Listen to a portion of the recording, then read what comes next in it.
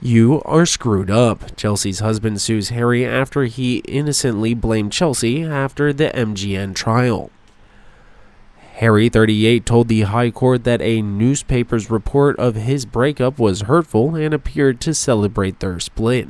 The Duke of Sussex said he felt as though the relationship with Deby was always set to be doomed.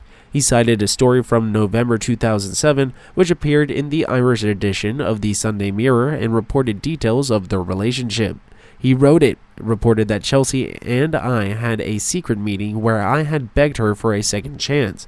Added, "These kinds of articles made me feel as though my relationship with Chelsy has always been doomed." Mark Dolan has disputed Harry's claim, suggesting that the Duke was to blame. Speaking on GB News to the point, he said the world's least happy millionaire is moaning about his life.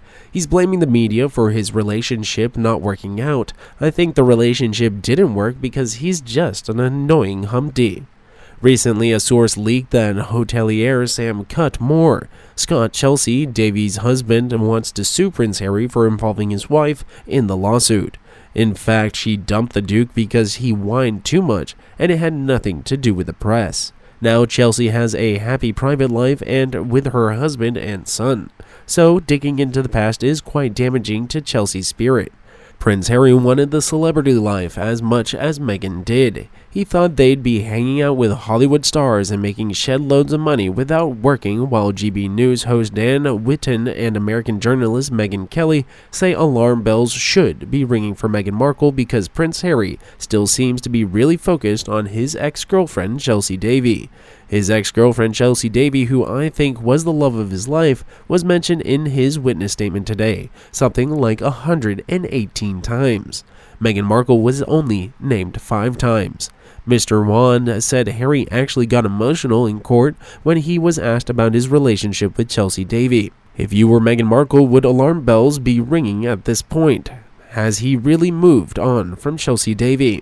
Many of Harry's accusations related to tabloid coverage of his breakup with Miss Deby, who is now married and named Chelsy Yvonne Cutmore Scott. One article that he cites is evidence said that Miss Deby gave him a tongue lashing down the phone for flirting with another woman at a party. The details about their phone communications were not attributed to any sources, Harry said in his written testimony. A second article described an emotional phone call in which Miss Deby asked Harry for a trial separation. In another, a journalist reported that Harry had slammed the phone down on his father Charles after an argument about Miss Deby trusted Chelsy with the most private of information. He said in a statement he remembered frequently seeing missed calls that he later came to believe were a sign of hacking.